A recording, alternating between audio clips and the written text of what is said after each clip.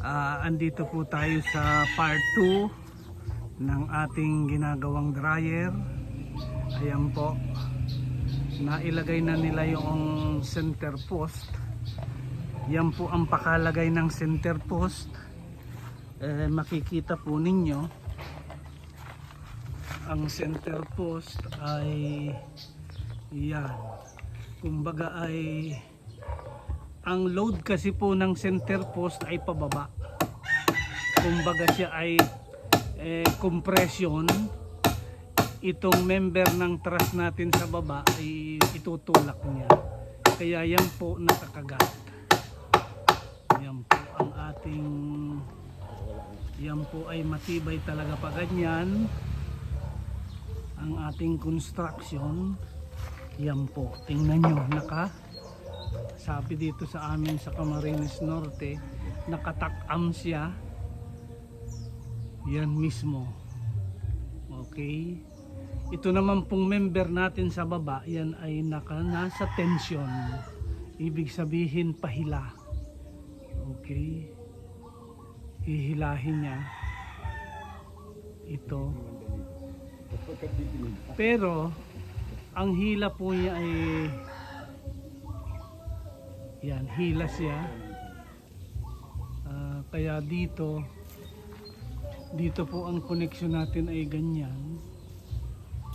Lalagyan po yan natin sa taas ng isang member, parang clip, para yung hila na ano ay makontra po niya.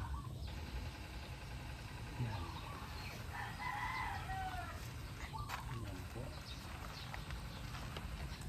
Ilalagay na natin yung isang member, yung top cord.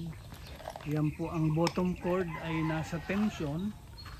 Yan po ang isang yung member natin na isa yung pataas, clean post, kasi nag-iisa siyang post dito sa truss natin. So bali ito po ay simple truss.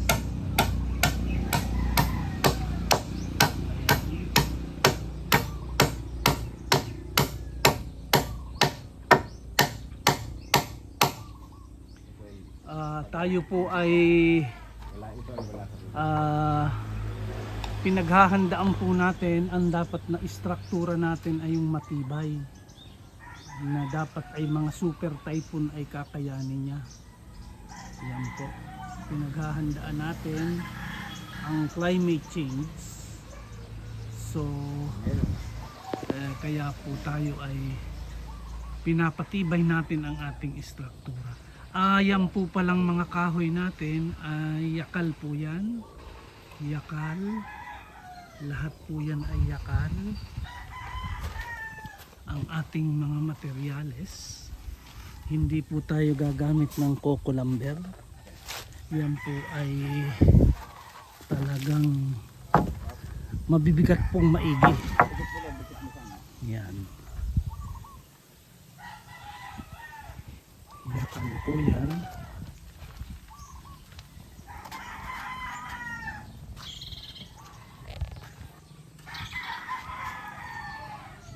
Yan naman po ay tutok. Ito tutok po yung pagkalagay niyan. Tutok siya. Kasi nga po ang top cord ay compression naman ang top cord. Kaya ang tutok ay ayos.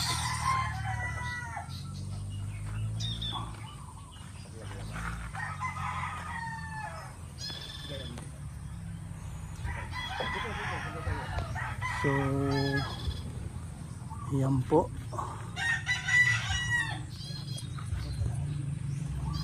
Yan po ang ating ano ngayong araw, kung paano po gawin ang simple truss sa ating dryer.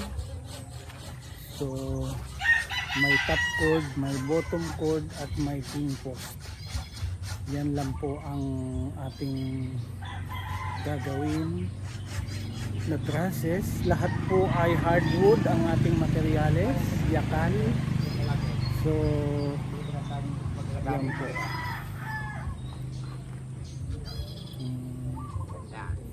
Yakal po yan. Ito na po ang ilalim ng ating dryer.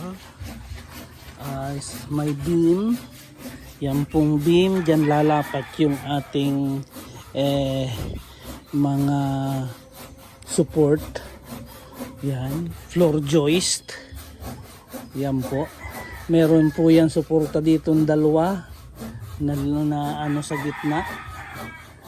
Parang girt. Dalawang girts. Tapos sunod na po ay floor joist na yakal din. At ang panghuli po ay ang sunod na pong ilalagay natin ay yung steel matting na 2 inches ang butas, at ang panghuli po ay fishnet para ang palay ay hindi lumabas. Makikita po nyo, itong dryer natin ay walang butas. Karamihan pong dryer may butas para labasan ng palay.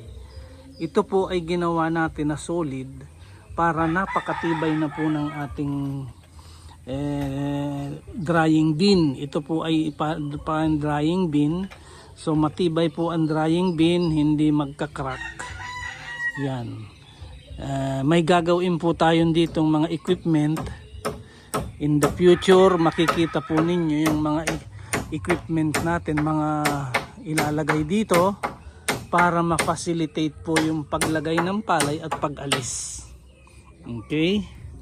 So marami po tayo pang ipapakitang mga teknolohiya na gagamitin natin. Ang sikreto pa lang po sa dryer, ito po ay ipi-finish natin yung ilalim kasi po ang tawag dyan ay yung plenum chamber. Yan po, mapupuno po yan. Dapat po yung drying air o yung hot air natin ay nagaling sa blower at furnace ay hindi lalabas dyan sa mga gilid. Kaya po yan ay ipapapinis po natin ng maayos yan ang gilid para po walang lalabas na hangin. Kasi kung may lumabas na hangin po dyan ay ang mangyayari ay sayang po, ang efficiency ng ating dryer ay mababa. Isa pa po ay yung pailalim. Lalagyan po din natin yan ng flooring na dito naman po ay clayey soil. Ay palagay ko dito ay hindi naman. Andito pa lang si Profesora, si Buning. Ay ako'y nagbibideo sa aking vlog, Buning. Yan ang mahusay. Oh. Sige na, tuloy na, Buning. So yan pong flooring at saka yang sa side ay dapat ay walang mag-leak na hangin na mainit para maging efficient. Yan po. Inilalagay na nila ang king post.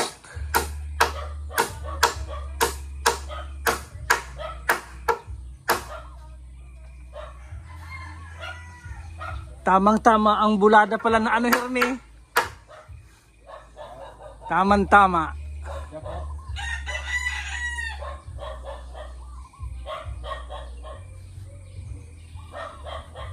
Yan na, pag naipako po yan dyan sa may poste ay napakatibay na po yan. Ito pong ating mga dinidesign dito ay capable of winds up to 300 kilometers per hour. Inshallah ay kayanin ito. Hirong yun ay yan po. Ang pako po niyan ay ganyan din po ang gagawin natin dito kasi tayo po ay gumagawa ng mga typhoon resistant structure. Kasi kapag po hindi natin pinatibay ay palakas na ng palakas ang hangin ay sayang lang po, masisira. So another expense. So kaya po tayo ay dapat ay hindi masisira. Yan po, papakuan na niya.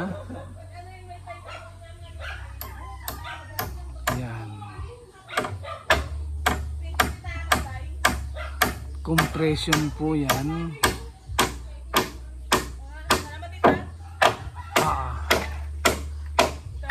Ayos, oh ito ay si Professor, nagdodoktoral na po yan.